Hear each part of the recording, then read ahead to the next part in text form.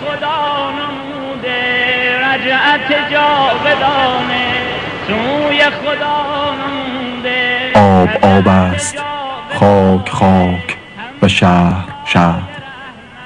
افسوس که چشم ظاهر بین راهی به سوی باطن اشیا ندارد.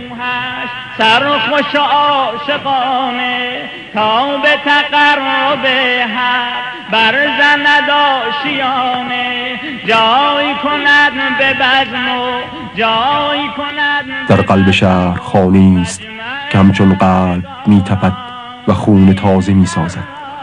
اگر راهی پیدا کنی که خود را به جذبه های حقیقی عشق به سپاری، می بینی که پاهای مشتاقت راه خانه حاج حسین خرازی را می شناسد. علمدار از میان کوچه پس کوچه ها سلام به کانون سال 1355 در رشته علوم طبیعی دیپلم گرفت و به سربازی رفت و در سال 1357 با فرمان حضرت امام امت از سربازی گریخت و به خیل عظیم امت در انقلاب پیوست و از آن پس از کردستان تا خرمشهر، از حاج عمران تا فاف، حضوری دائم و همیشگی.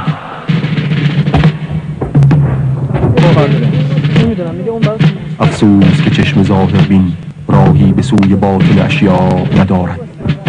اگر نه سجده ملائک را در برابر عظمت او می‌دیدی و آن آیه مبارک را دیگر بار می‌شنیدی: انی اعلم ما لا تعلمون، انی اعلم ما لا تعلمون.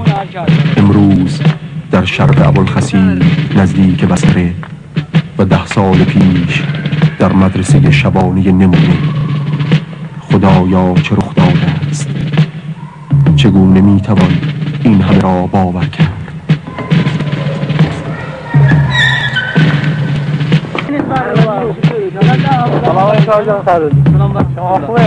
ممکنه یه درجه عملیات صحبت کنیم؟ نه انشاءالله حالا باید جنگ فکر هر این پخش کنیم داره باجون نه حالا قرارگاه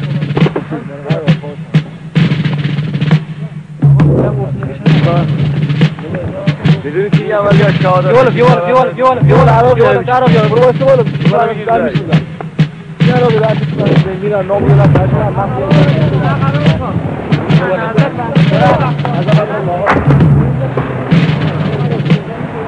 آنان که در باره او سخن گفتند بر 2 چیز بیش از همه تأکید ورزیدند: شجاعت و تدبیر. در روز دوم عملیات والفجر 8 حضور حاج حسین در نزدیکی های خط مقدم درگیری بسیار شگفت آور بود، اما می دانستیم او کسی نیست که بیهوده دل به دریا بزند.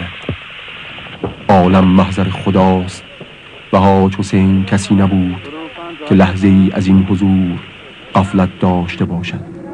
تدبیر درست نیاز به اطلاعات درست دارد.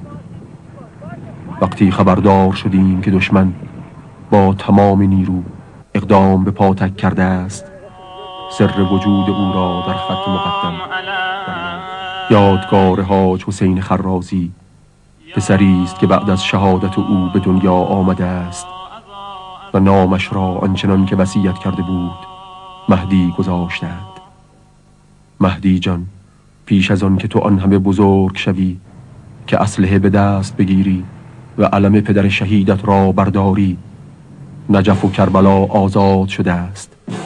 اما مهدی جان، این قرن قرنی است که حق در کره زمین به حاکمیت خواهد رسید. آینده در انتظار توست.